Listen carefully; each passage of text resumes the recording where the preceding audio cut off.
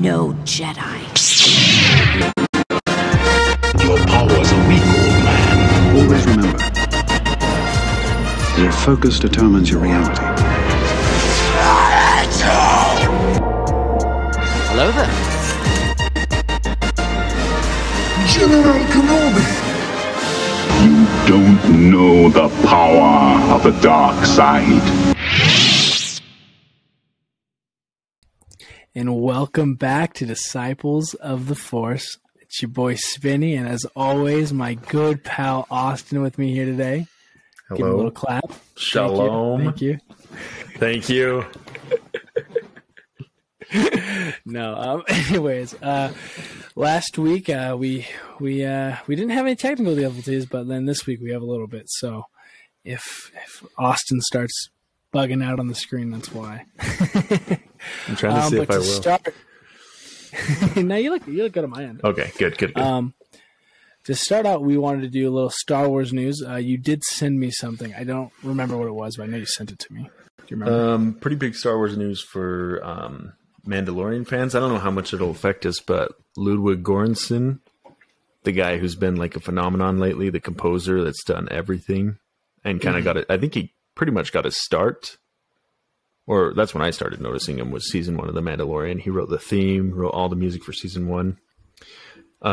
He is moving on to different projects just because he's in such high demand. And so season 3, he won't be there for The Mandalorian, so we can expect some different sounds.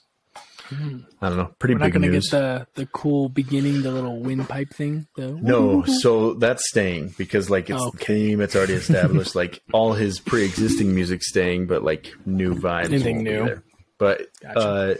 He has a guy that replaces him on like everything that he's left. So I think it'll be pretty much the same, but kind of big news nonetheless. Yeah. Gotcha. The other thing was we talked about the Leia helmet. They're also, I don't know if you saw this, they're coming out with Rex and Cody helmets for I didn't Lego see Star that. Wars. They're cool. Dang. I pre-ordered them. Well, I didn't pre-order. I have it in my cart on Amazon for the Rex one. I'm excited. How are they? 70? No, I think they're only like 65. Let me tell you. I'll tell you right now. Quick little fact check here. I'm going to go ahead and jump into my Amazon account. Anyways, while that's going on, go ahead. What you got in your mind, baby? I'm trying to think. They added some more slates to Star Wars Celebration Europe. The gal who plays Oola in Return of the Jedi, the Twi'lek, the first Twi'lek that we see in Star Wars, and the only nudity we see in Star Wars. That's right. I remember you telling me that. I've seen it. Yeah. It's still on Disney Plus. They haven't censored it because it's so quick. Go check it out if you're a pervert. What else? There's some big people that are going. I can't remember who. Oh, the guy who plays Bib Fortuna. Anyway, yeah. A lot of people going to Star Wars Celebration Europe. It's kind of messed up that they don't treat us that well out here. Yeah. It's whatever, dude. I'm used to it. We're just always getting the big man's pushing us down, dude. I know, dude. We don't get any love in Utah, man. Okay. Okay, 63 for that Captain Rex helmet, huh? 69 on Amazon? 69 on Amazon, so... I did say 70 and you said no. That's crazy. Well, I mean, 69 isn't 70. I mean, so you're right. 69.99. That's crazy. Yeah, you're right. That's a penny difference, man. That's everything. That's more than most of the world makes in an hour. So that's true, man. Unfortunately. Anyways, apart from that, anything else for Star Wars news? No, I mean, I'm sure there is, but we don't do our due diligence. We got to be better at that. But yeah. Hey, you're my guy, dude. I trust you to have it. Dude, I seriously just get on Instagram and I just glean some things. So there's probably more going on. I do remember we had homework for each other last week. Did you do your due diligence? I did mine. And we watched, because we talked about Leia bleeding in Return of the Jedi. Yeah, we did that right after we finished the podcast. Yeah, we watched it. There is blood. It's on Han Solo's hand when he puts him up when the stormtrooper comes up. Yeah. But Austin made a good point that the laser doesn't hit her. It hits the side, so it might have been shrapnel that got her. Yeah, she's like hiding behind a piece of metal for cover. It hits the metal and then hits her. So I think that must have been something. That's got to be the lore explanation, probably. Probably not. I love it. Swaggy. Well, anyways, for this week with Bad Batch, we were surprised by 2 new episodes, which I was not expecting. Yeah, Austin. Neither was I. Said, no, yeah. Yeah. It was awesome. Well, I mean, neither was our boy at Screen Crush. He was surprised. Yeah, did you watch that video? He's like, sorry, this is later than usual. Yeah. Yeah, crazy. That's funny. I actually didn't get through his analysis, so maybe if he popped up with some more Easter eggs, you'll have to point them out. But yeah, what did you think of the episodes? Loved them. I see, and we kind of talked about how we figured this next episode was going to be not around the Bad Batch, which it wasn't. The 7th episode wasn't. Right. Loved it. A lot of things going on with it, but one of the things I really liked about it is how it just shows how dark the Empire is. You know, like what they're willing to do, like Rampart, everything he's doing to cover up what he did to the people on Camino. Crazy. You know, they're just, I mean, there's a lot, and there's also a lot of, what do they call that? Social commentaries of today that they're putting in there. Clones don't have rights, you know, and that she's fighting for them. And I really, really, really enjoyed that episode. I thought it was great. What about you? Yeah, dude, so good. So good. A lot of people don't like politics in Star Wars, I feel like, but like that's why George Lucas made Star Wars. You know, like it was commentary on the Vietnam War and on Nixon and everything like that. So good, man. And as a Star Wars fan, I love world building and lore building. You know, we talk about lore, you and I, all the time. That's kind of why we started this, was to talk a little bit more about it. But the fact that we get to see in animation, but now in 2023, we get to see the Emperor's decision to move from a clone force to a stormtrooper force. Like, so cool, you know? I don't know if that was in episode 8. I'm getting a little ahead of myself, but right. But we can so talk good, about so them good. as if they're one. Yeah, we'll talk about both. Kind of I mean, if you watched one, you watched both, right? Yeah. But yeah, I loved Senator Chuchi. She's cool. I've loved her since the Clone Wars, because back when I was a kid watching Clone Wars for the first time, I was obsessed with backtrack a little bit. I remember I did, that blue skin, man, something about it, and her accent, man. Oh, jeez.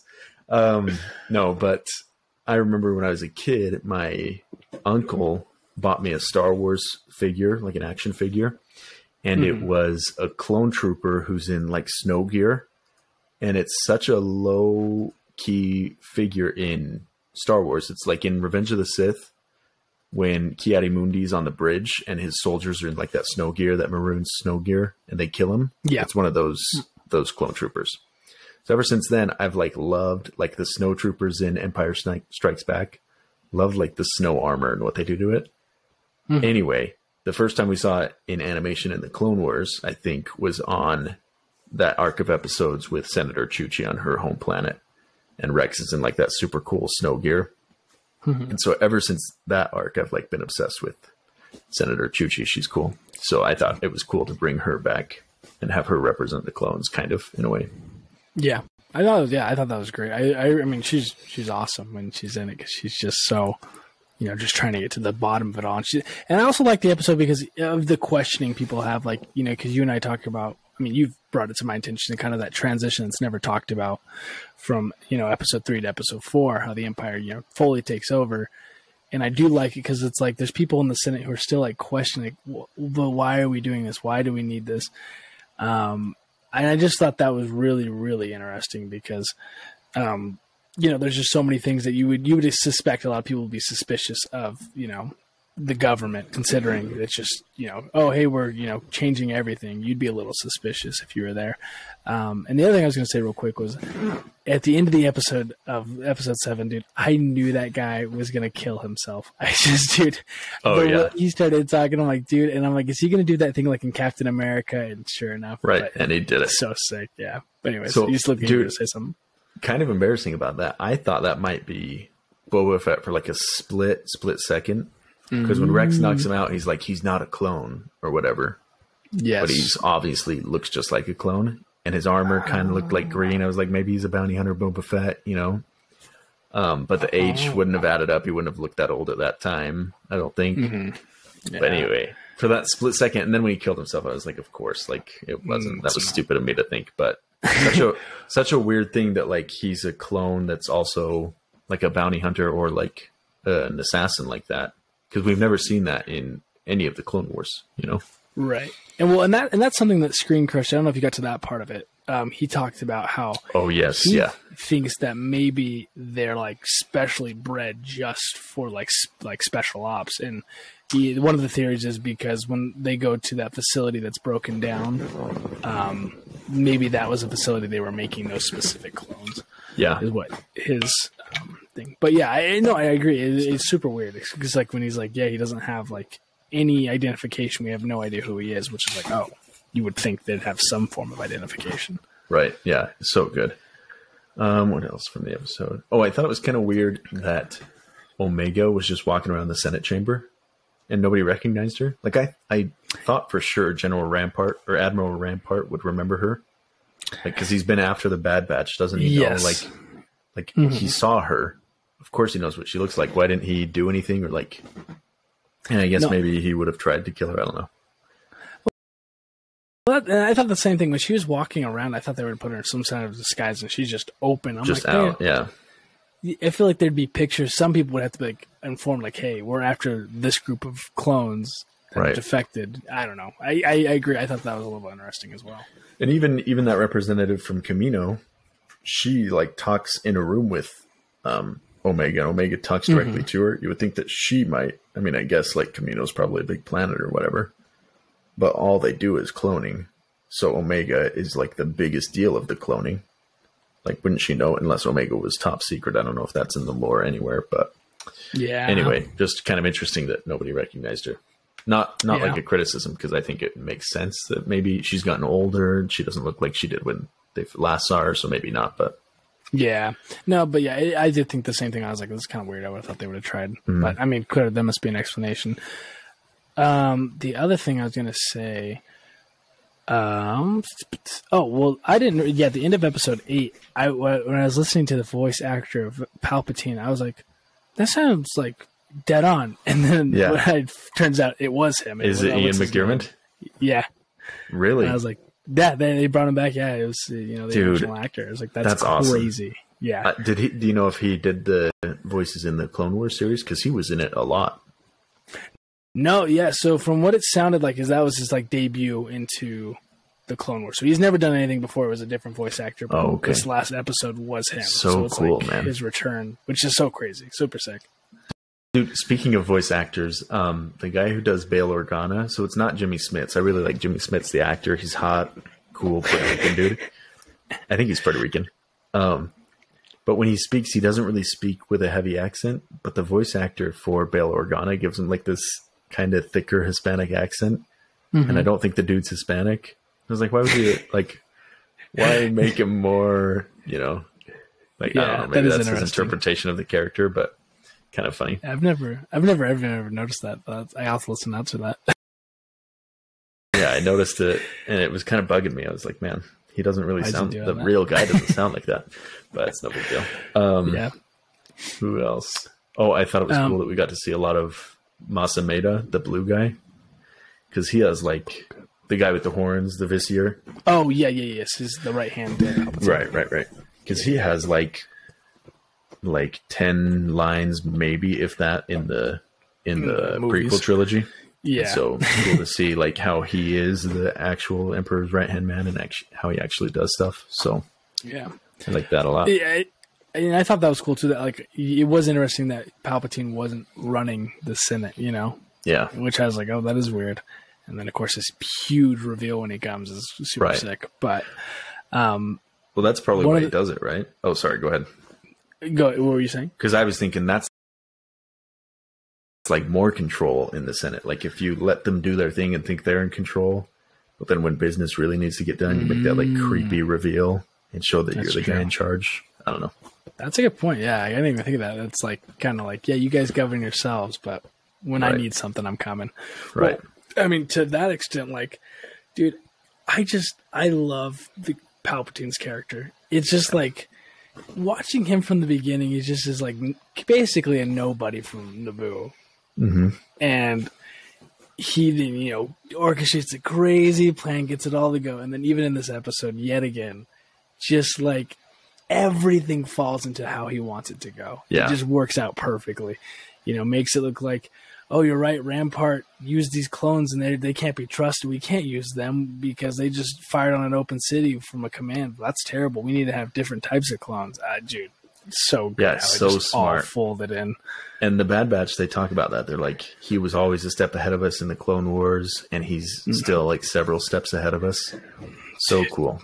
It So just adds good. to his character. He's not just like a scary old guy with lightning hands. He's like a super genius, the smartest guy in the galaxy, probably. You know, Easily, yeah. he's able to fool everybody like that. Exactly. And dude, his plan, like, it just perfectly falls out. Like, because especially at the point it was at, like, it was a win-win for him. You know, if it comes to light that he shot up, if they attack the city, we're going to move to the stormtroopers. And if it doesn't come to light, then he'll satisfy the needs of the clones and make everyone happy, and then we'll still transition to the next one because there's still a bunch of things going on.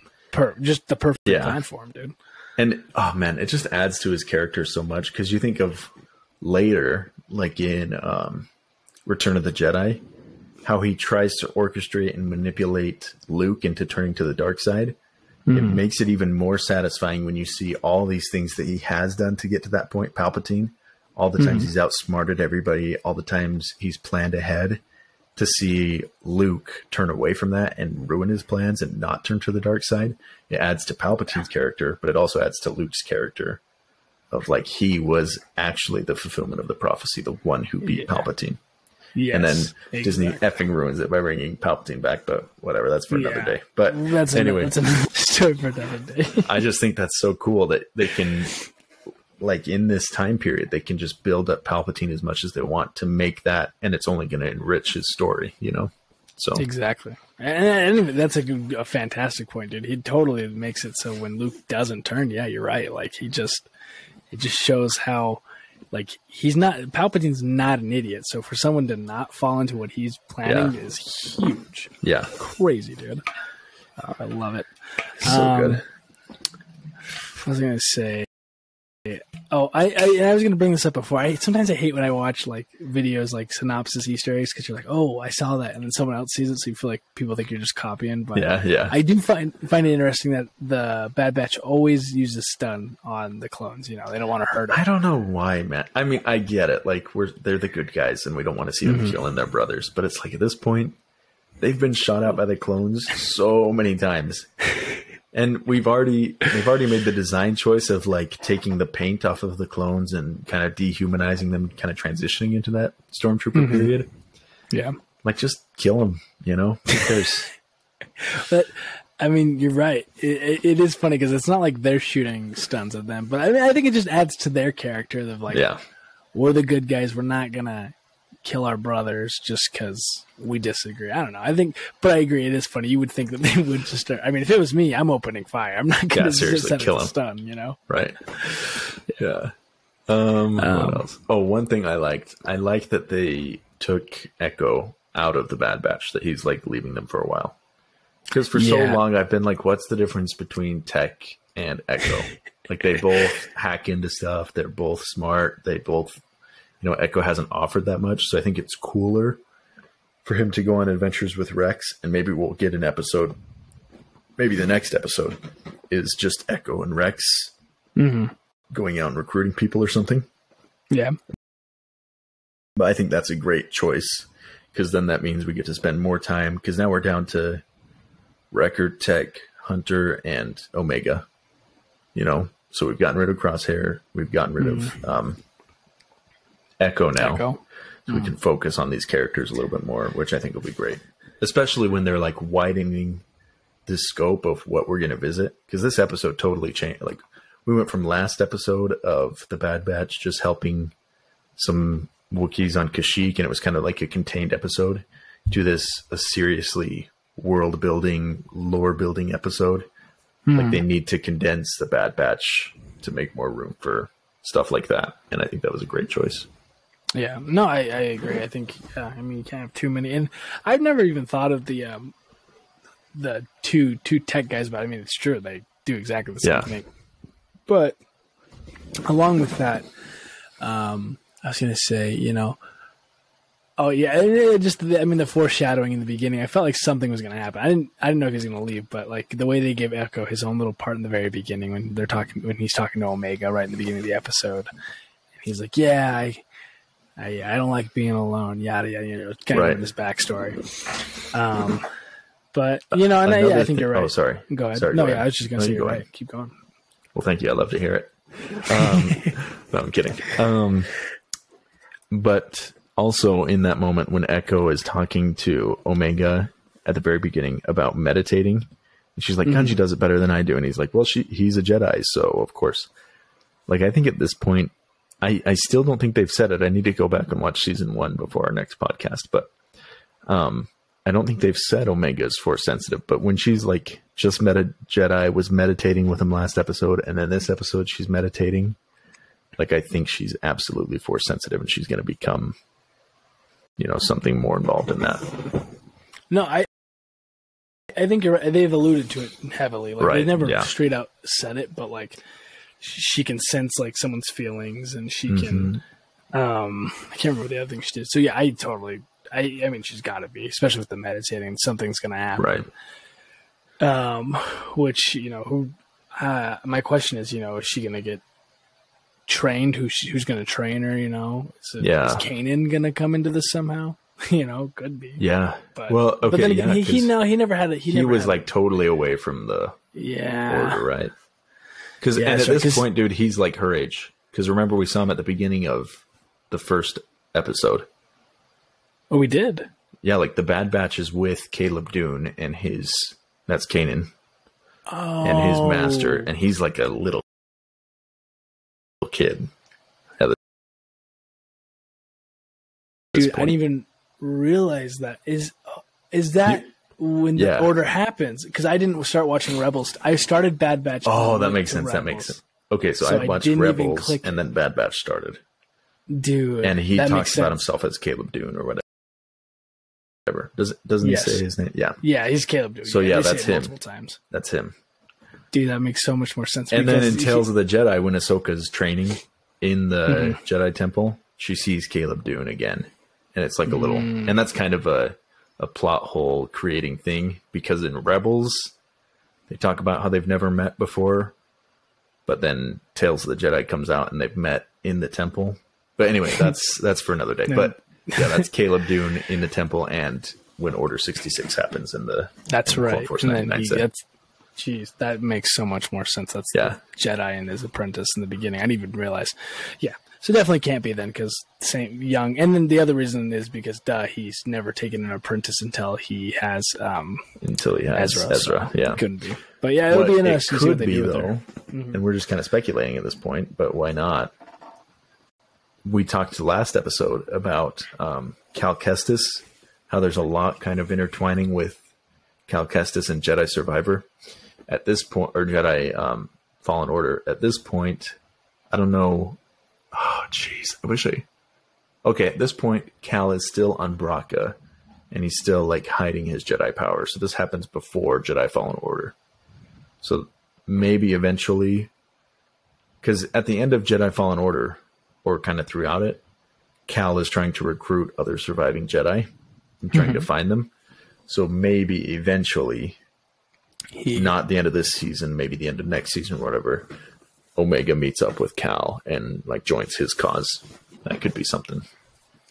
I think, that would make the most sense. I think with Jedi that are going to be able to train her because like Ahsoka, no way. Obi-Wan, no Yoda, shot. no. So those are like the three big other ones than Kanan, and Kanan's too young, and then Cal maybe. So something to think about.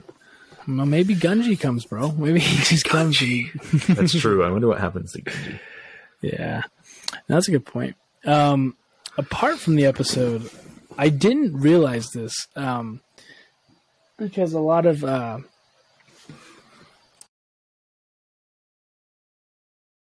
in Star Wars when they take off their helmets, it has the compression noise, the with Darth Vader makes sense because of his breathing apparatus, it's all that. But other ones like Mandalorian, who's the other one? Like they don't need it, but I never thought of this. But they have the compression for like head traumas, like they can't have a concussion. Yeah, I never even realized this because they have that. That's what they're doing right now in the NFL. That thing behind their neck. Have you seen those? Yeah, to cause more blood flow, so more the brain doesn't move. Which is funny because that's what they have in Star Wars. They have that head trauma thing. I thought that's crazy. That's so sick. That's something so small, such a small thing to have. It is so cool. It's so cool. It's kind of bothered me with like the Mandalorians because there's no seal at the bottom of their helmet. Like I think in live action you can even see like some of the skin of their neck. Just like there's no way that's pressurized. But then when they take it off, like it makes the sound. It makes the noise. Yeah. So that's kind of, but no, yeah, I think that's a great point. There's also that episode where Plo Koon is stranded with those two clones and they're like out in space. And Plo Koon, of course, has his mask so he can breathe. But the clones just have their helmets on and it's like space proof. So that's pretty cool. Yeah. Because it's pressurized like that. It's just Star Wars, man. It's the small little details that get you. So good. I feel like there were some other things.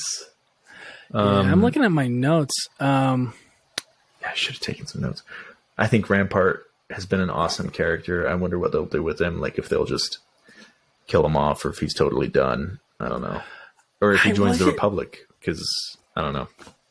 And that's what I thought too. I'm like, he could totally play into like, oh my gosh. I just the Rebels. I said Republic. Rebels. Sorry, go ahead.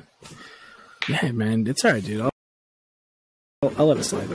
Just don't, our fans in Germany are pretty aggressive when we misspeak. So. Callus, Agent Callus in Rebels. I wonder if it's going to be like one of those, just like he switches over. But there's a part of me that thinks, I wonder if Palpatine isn't going to screw him over because he needed him. I wonder if like he gets like a kind of a slap on the wrist kind of thing and kind of maybe they reassign him. That could be something they do too. Yeah. Keep him alive. Because he is so good at what he does. So it's like, I don't know if the Empire can afford to lose him because he's willing to dig up, he's willing to throw, hide things. He's so willing to make sure things don't come to light. So that's a pretty big asset to have if you're evil. Yeah. Another option is he could join like a crime syndicate, like Maul's, because Maul is still alive at this point. He could join, what is it called? Black Sun or whatever. What it's called? I think Maul's it's crime syndicate. But there are like other factions that you could join if the Empire wrongs him. Because I don't think they would do the Callus thing where he goes full rebel. Yeah. Because they've already done it pretty recently. They've done it recently. They've also done it in the sequels. They've done it. Yeah, of course, like a billion times. So I don't know. It'll be interesting to see how that plays out. Yeah, when I first watched it, I thought, for some reason, in my mind when Rampart came up, I thought it was Clovis from Rebels. Let me look him up. I don't know who we're. He's Padme's like ex-lover. He's that's right. Like for the long, I don't know why. I didn't click till like this a couple episodes. I was like, oh, dude, that's not the same guy. Because I was like, how is he? Because I don't even remember if he dies or not in Clone Wars. I don't think he dies, but they have the same like content of character. Like you're supposed to hate them because I know I hated Clovis, bro. He's making moves and Anakin walks in. Moves. Yeah. Gotta fight him off, dude. Can't have that happen. No, I can't have that happen. Yeah. And then the other thing I liked about the episode, the last thing I had written down was I like how it's like a real government, man. They just hide things. I mean, like that's not me being like a conspiracy person. That's just like a fact. Every government is going to hide. Well, yeah, for sure. You're a big Q guy, big QAnon guy. Oh yeah, huge, the biggest. No, because like every government's gonna hide something from its people because it doesn't want to cause a stir. But and that's exactly what they're doing. They're just hiding so much stuff. They're just trying to keep it all under wraps, which is crazy with how many people they're able to silence. Because I mean, they had to silence all the clones, reassign them. They're taking them out one by one so they can't squeal. Like that's a pretty big operation for that many people to go and not talk. Huge. Well, that's like the genius of Palpatine again. Is from the beginning he never really humanized the clones. So if the clones take issue with any of this, like that's the cool thing about Omega bringing up like, oh, they don't have anybody to represent them. Well, yeah, the clones were created out of necessity. The Republic never really cared about representing the clones because they weren't thinking past the war, the Galactic Civil War. And so, of course, like even after the war, there were a few senators like Senator Chuchi and other people who care about the clones and want to know about their future.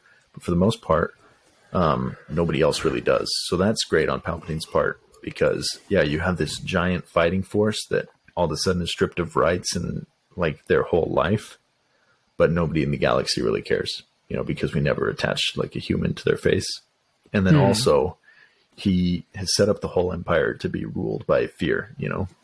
So of course everybody's kind of controlled that way because you see it in this episode or like Senator Chuchi's walking around and there's like intercoms talking about the new decree that Palpatine just put out or the new order or whatever that's just been talked about.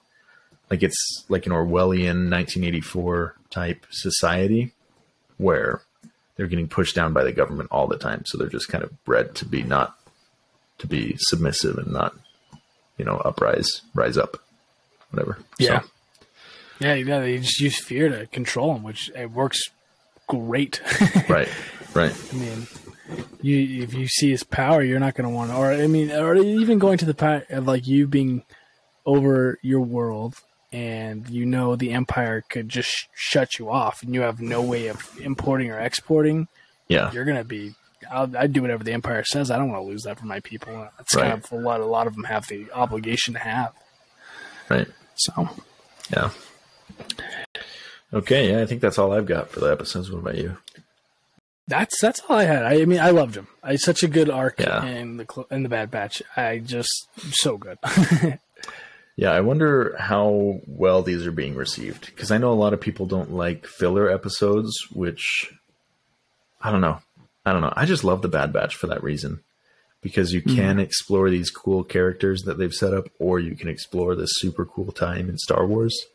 Like that episode 7, the Bad Batch wasn't even in it. You know, it was just Senator Chuchi and Rex. Right? Did they? I mean, they showed up for like the first little bit. You know. Yeah. But the whole episode's around Senator. Yeah. So I wonder how Star Wars fans are receiving it. Like if they tune in to see the Bad Batch every week, they might be disappointed. But this is like perfect for me. I don't know. Yeah. Well, and I think the other thing is like the filler episodes are also building to the story. Like kind of one of the Easter eggs was the fact that Tech used his skills in the not the pod racing, but the whatever they named it. The riot racing. Riot racing. Like he uses that skill and they use the escape pod to leave, you know? Yeah. So it's like, there's things like that like it's building to the story. Like I can understand being like, cause I didn't love that episode, but I appreciate it for what it was and seeing that it's necessary. Cause it's like, I'd be like, how the heck did he do that? That doesn't make any sense. Right. You know? Right. There's a solution. So yeah. Yeah. Well, great. I think they were great. Yeah. I think we were in agreement on that. Hopefully everybody else is, if they're listening to this podcast.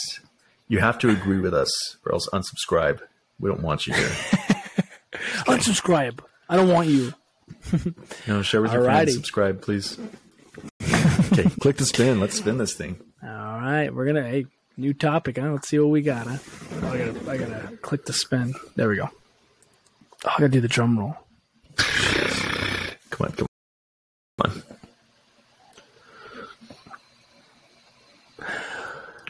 Book of Boba Fett. So this is what I thought I was going to land on last week. Okay. So what this one's about is kind of what is wrong with the Book of, or what are the different approach that could have happened with the Book of Boba Fett. This question came from our good viewer Austin Hyatt. He sent it in to us. So. Okay. Give him my last name, man. They're gonna dox me. Dude, we already gave him the last name. Yeah. Okay. So Book of Boba Fett. I think it's been made clear by myself that I hated this series, I mean, it was, I love Tamara Morrison and I love, oh dude, we haven't forgotten a name for a few weeks. Frick, what's her name? I don't even remember the character's name. Oh, she's in The Bad Batch season 1. Oh, come on. We got to cut this down time. Cutting in post. Ming Na Wen. Okay. Say that again? Wait, what'd you say? You said Big Booty Latina? Who's the Big Booty Latina? So we'll cut all that. All right. And action. All right. What were you saying? Okay. So the actress is Ming Na Wen. I like her. I hope I'm saying that right. She is Fennec Shand. Other bounty hunter, the other bounty hunter with the orange helmet. She's really cool. I like her, and I love Tamara Morrison. Fun fact, Ming Na Wen is also the voice of Mulan in the animated movie. Oh, no. So really? Yeah, she's a Star Wars girl. She's a Disney princess, and then I think she's also in Marvel. She does something in Marvel. But really? She's the big three, yeah. So she's a really cool actress. I like her a lot. I think her character and Tamara Morrison's, Boba Fett and Fennec Shand, I think they were just annihilated by the writers. I am so disappointed that they wasted two good, fun actors on these characters. But what are your thoughts? I could seriously, we're 35 minutes into the pod. We usually go about an hour. I could go for another 6 talking about how bad the Book of Boba Fett is. But anyway, go ahead. Yeah, and this was one, huge Star Wars guy, clearly. Got a shirt, wearing my Chewie shirt over here. That's cool. New shirt. And this, I remember them talking about it, watching the trailers, and it just did not stand out to me. It took me, I think I finally watched it once they all were released, because I was just like, I don't know. And I think it was because I can't remember. Someone was like, "You got to watch. It's good, man." I think it's someone I was working with, and I did, and I was like, "It's just." Okay. I guess my question to you is, clearly it's canon that he changed, that he becomes like a good guy, but has that always been his plan? Always been his kind of his character was going to turn into someone good, or did they just do that with the show? No, dude, that's the pain of it, okay? So for years, that's what my beef is. Yeah, for years, everybody was asking for a Book of Boba Fett movie, because this was back when series weren't even a thought, Mm-hmm. Everybody was asking for a Book of Boba Fett movie. When Disney acquired Star Wars, everybody wanted that Book of Boba Fett movie. They wanted an Obi-Wan movie. They wanted a Book of Boba Fett movie, or a Boba Fett movie. And what else? I don't think anybody really asked for a Solo movie, but Obi-Wan and Boba were the two big characters. And I think what most people wanted was Boba Fett before the Sarlacc pit, because there's all this lore that's, he's in the movies for 6 to 10 minutes, Yeah. So short, but everybody loved his character design. Everybody loved everything about him, how mysterious he was and everything. And that's one thing. That's part of his character. We don't need a crazy cool origin for every character, because sometimes the mystery in it is better. He was designed by George Lucas to be spaghetti Western type, Clint Eastwood, man with no name, with the cape and everything, looking scary. You can't see his face. Nobody knows who he is. That was the whole angle on Boba Fett. Mystery, okay? So the fans wanted, and myself included, wanted a little background on Boba Fett anyway. And having this monstrosity to show for it, I wish it would have been left the same, But yeah, I don't think the plans were ever for him to be a good guy. There were plans, or there were talks of doing an origin story, where we get to see him kind of in his younger years doing some bounty hunter adventures.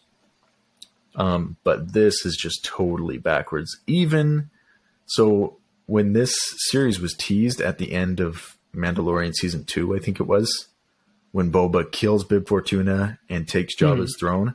Like, that's merciless, cold-blooded killing. That's the Boba Fett we love, you know?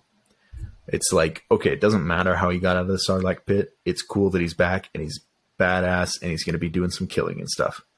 And even, I don't know if you remember this, but in the promotional stuff, it was like, there's going to be a lot of violence, a lot of, I can't remember they use like this kind of in retrospect, very cringy tagline of like how cool and action packed it was going to be. And then, so, okay, let me backtrack. So with Boba Fett killing Bib Fortuna, it sets up, okay, Temuera Morrison, or Boba Fett is going to take Jabba's throne and he's going to become a crime lord, and he's going to be merciless and very cool, right? Right. We get to the series and none of that happens. So him killing Bib Fortuna in a post-credit scene was like the most ruthless and scary thing he did. Because in the series, it's like, okay, he did that because he wants to be a crime lord. But then when he becomes a crime lord, he wants to clean up the streets of Tatooine. And he wants to be like the daimyo. What do they say in it? The leader of Tatooine, right? Yeah. Or at least the mean streets. And then at the end of the series, when everything's accomplished and all these people are like appreciating him for making the mean streets safe again, he's like, this shouldn't be happening. I'm not comfortable with this. It's like, well, what was your motivation the entire time? Like, first your motivation was to kill everybody and like destroy your enemies. That went away. Then it was to clean up the streets, which happened, you know, not of your own merit. You had to have Din Djarin and like all these other things come into play. And then when your goal is accomplished, you're like, oh, this wasn't my goal. This is stupid. It's like the story was so bad. Like the writers just didn't have the end in mind when they started. It's just trash. Yeah, I agree. I think the best part of it is those sweet teenagers on those motorcycle things. Oh my gosh, so cool, dude. So cool. Oh, dude, whenever in Star Wars, they're inspired by this gang in England, because that's what the background was. They were inspired by, I can't remember what they're called, some stupid British name. If we have any fans in England, sorry, you're not that fun, you're not that cool. I can't wait to admire you. But whenever they say something like that, it's inspired by this English gang. Who cares? Who wants to see that in any galaxy? Especially not a galaxy far, far away. F that. But anyway, sorry, go ahead. Well, no, and what I kind of thought about as you were talking is like they could have made it into like a modern day Narcos kind of thing. Like he could have been. Well, like I mean, one thing I know about like literal those cartels is that like they will go in and they will kick out all the gangs that are there. Like in real life, they'll kick them out because they don't want them messing with their business. They don't want any attention being brought to them, right? Mm-hmm. So that would have been a cool thing if he came in and he cleaned the streets up. For that reason, if that was his end goal, I want these guys out of here so I don't have anyone, getting attention and everyone knows I'm the, head honcho. And now I'm going to start, cracking heads. I'm going to start doing my business. But you're right, it didn't, because he was just like, no, I don't like this. This is weird. I don't like, it is super dumb. I didn't even think about the ending. I just remember watching it and ending it and being like, I am indifferent to what I just watched. This was neither helped. I mean, I guess now looking back with your insight, I think it hurt. I think it hurt him as well, it does. Because I like making a bad character good is fine if not everyone loves the fact that he's bad. You know what I mean? Like exactly. That's what people love about him. So why are you going to ruin what he is? I mean, but I don't know why. I just remember this. Check it out. I bought his little Lego helmet. Very nice. Very cool. Earlier. Anyways, he's such a sick character, such a sick costume design, as you were saying, and it's just ruined, just dragged through the mud because I don't know, dude. Sometimes I wonder where they get the writers for these things, and like how many people are in the room that just pass off on it. So yeah, this is perfect. This is what people want. It's not. It's not what people want. It's really not, and it's just so disappointing because the best kind of character is one that either is like an unrealistic protagonist that is the peak of human existence, perfection pretty much. And that's like a Luke or a Leia. They're just so far beyond what we can be. They're always doing the right thing. Those are great characters. Then there are the villains, right? Who Boba Fett, he fell into that category before. Where they're always in the wrong, always cut and dry clear. My favorite kind of character is like a morally ambiguous character. I don't want to say anti-hero because I think that gets thrown around too often when people don't really mean what they're saying. But to make Boba Fett from the villain to a bona fide good guy on like such a small and insignificant scale is just so out of character. So again, I don't know who the writers were, but even if they just transitioned from, he's lived with the Sand People, he's gotten a little bit more humanity. Okay, now he's like a morally gray figure. Like he still has this temptation to get this power through being a crime lord, but he's also improved. I think that would have been way better. And maybe that's what they were going for, but they just executed it so poorly. Yeah. Dude, yeah. The worst part is the best episode in the series. What the best episode was? The one that Boba Fett didn't have any time in. Took place off of Tatooine. It was where Din Djarin goes to find Luke and Grogu in their training. Oh, yes. So yes, cool. Yes, that was like peak Star Wars. I cried because I'm a little pussy. And I love whenever there's, Luke Skywalker. Uh-huh. But that was a great episode. And it was pure fan service, and I'm not ashamed to say I like that. But yeah. Well, especially when you have a terrible series going on, you should do some fan service. Just a breath of fresh air, man. I mean, okay, so I guess this is what I was going to ask you. Let's put you in the writing room. You're there. You're pitching the idea. They're saying we're going to do Boba Fett, but they're giving you full range. What's the story you would go with him? That's a lot of pressure because I didn't actually think about this beforehand. So are we doing... So studio heads, are we doing Boba Fett before we meet him in Empire Strikes Back or after?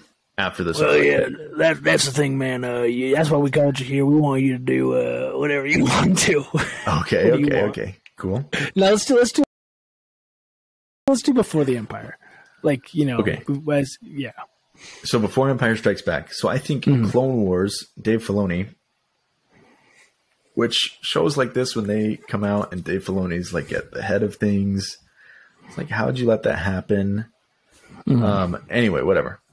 Dave Filoni did a great job of showing Boba Fett after Jango Fett died in the Clone Wars. Because we get to see him become like a young bounty hunter and he's trying to live on his father's legacy.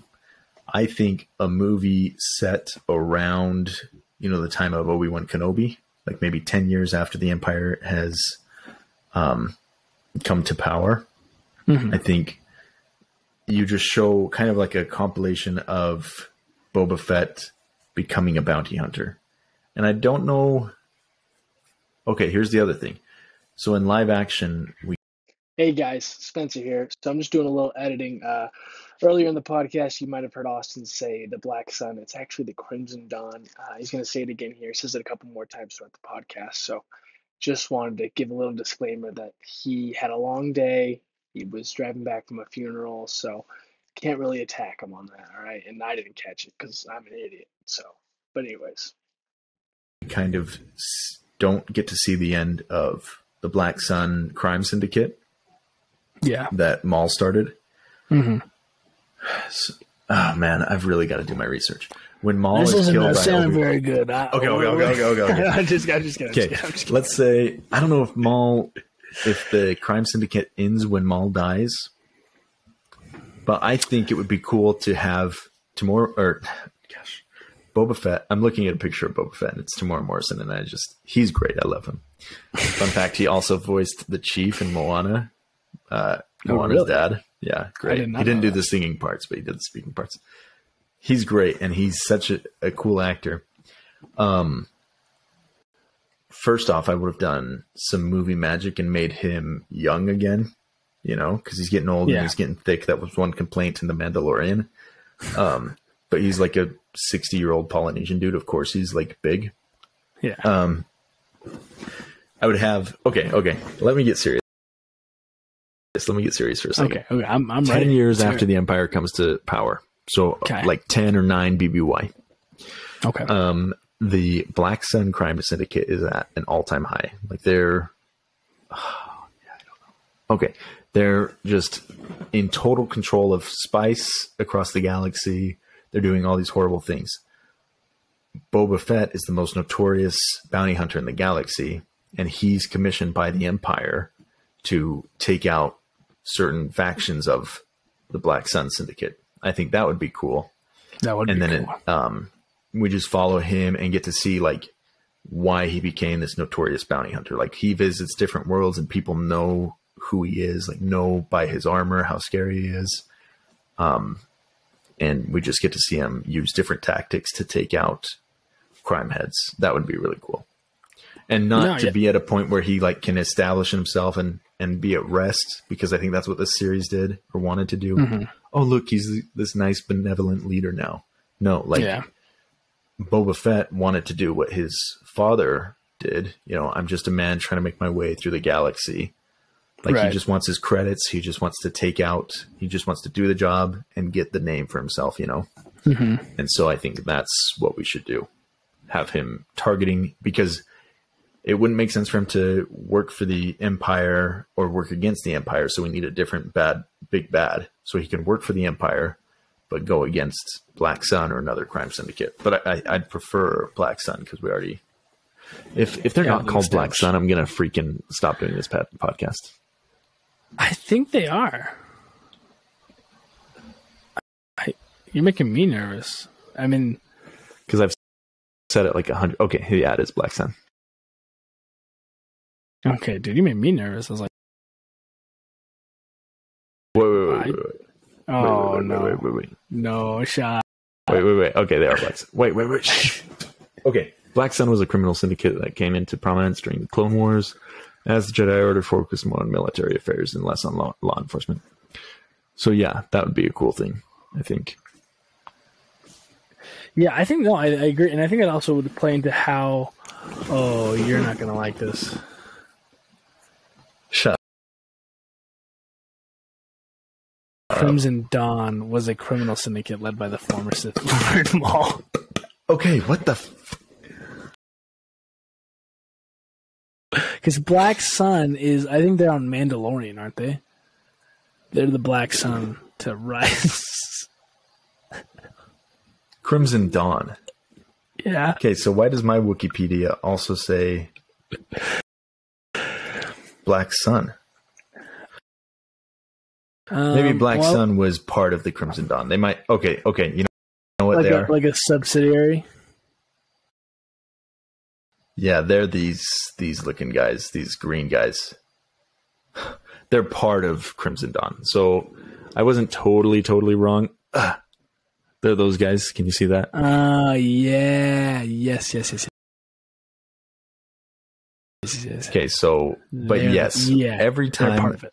We'll fix that in post. You'll fix that in post. Every time I said Black Sun, just put Crimson Dawn. Okay, Crimson Dawn. But yeah, so it's a lot of work for me, man. Damn. But you can do it. You're great. Just kidding. You don't have to. No, I'll do it for you. But yeah, so I think he's commissioned by the Empire because Crimson Dawn is creating too many problems with them. They've already got this rebellion to worry about that's kind of budding. They don't want to have to deal with this. Boba Fett takes out its leaders. That's what I would do. I think that would play into how he's got a good rapport with the Empire, and that's why they commission him. And the Empire Strikes Back, because they're like, oh, this guy knows what he's doing. We can use him. Oh, dude, and we could write something in. I don't know how well this would do, but one of the coolest things about that scene when we first see Boba Fett is Darth Vader is like briefing the bounty hunters, and he turns specifically to Boba Fett and he goes, "No disintegrations." Mm-hmm. We could like have something. It was like a capture order that he had to do to get this crime syndicate down, and he disintegrates one of them. Like I don't know. That would be cool. Good. And he gets reprimanded by him. He's like, dude, you can't do that. Kind of a thing. That would be sick. Okay. No, I agree. And I think that would have been That's just the problem. That's just Disney, dude. They just have money, but they just want to put something out to get the views, to upsell, so they can start selling things like that I bought. Freaking, right. Exactly. They're gonna make some money if they start putting his face out. But I agree, I think for me, if I were to do a rewrite, for just for what they had, I don't have anything specific in mind. Sorry for putting you on the spot. I think you did great, by the way. Thanks. If I had the fucking right name. I'll just voice over. I'll dub what you say. I'll go. Great. That'll be great. Crimson Dawn. No, I think, like I was saying, dude, I would have ripped that page right out of Narcos. I really would have. I would have just really just stuck hard to this hardcore Mexican cartel, something of that nature, just cutthroat, kick out the gangsters. People think I'm going to be nice, and I'm like, and I do. I have that kind of rapport with everyone, oh yeah, right. We know him, and then if someone crosses me, you make an example of him in front of everyone, and everyone's like, oh, this guy won't mess with us if we don't mess with him. You cross him, you're done. That I rule by fear would have been kind of the way I would have gone with it. Another thing, and that's the great thing about Star Wars, is it imitates the real world. That's when Star Wars is at its peak. But that scene in Narcos Colombia where Pablo comes out onto the street and everybody hoards him, all the local people love the guy, love him, yeah, worship him. Yeah, they understand to fear him, but they also know that he's their good guy.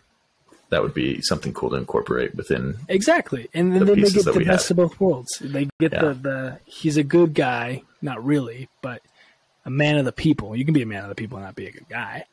Right. I mean, because people inherently, that's why it doesn't make sense to give a character this 180, because that's not how people work in the real world, No. But people would respond well to that. Because as a community, we want the good things in our life, but we're not all individually good. Not to go on a philosophical thing, but it makes sense to have a flawed leader. Yeah. And so I think it would work perfectly if you had this kind of evil guy that was good to the people. Dude, this is why me and you, we got to get in those writing rooms, man. Okay, yeah, we got to, hey, fans. Connect us with Disney. Okay. I'm gonna jump on LinkedIn. I'm gonna start networking. I'm gonna get us in there, man. Dave Filoni, if you're listening, we've got some big brains. We're ready to go to work. We can give you a good 5 ideas, and then if you come back to us after that, I don't know. We'll have to think a lot harder. We're retiring. Yeah, that's all I can give you. No, I agree, and I think you nailed it. Was there anything else you had on mind with that?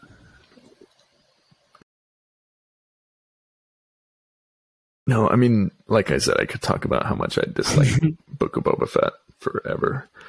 One thing I didn't like was I did enjoy his story with the Sand People. I think that's cool to kind of humanize the Sand People. Or the Tusken Raiders. I don't know what's politically correct nowadays. But I think they like Sandy boys. Yeah, they like Sandy boys. I liked that, but the flashbacks were so, oh man, every time I saw him in the back of the tank and it panned over to his head, I was like, oh my gosh, this is so painful. Because, okay, one last thing, I know we're getting kind of long here. Captain Marvel, that's what it's called, right? Captain Marvel, Brie Larson. The reason that was so poorly received is because the story's told out of order when it doesn't need to be, okay? Anyway, time jumps and flashbacks, when they're not done well, are glaringly obvious and they're painful to watch.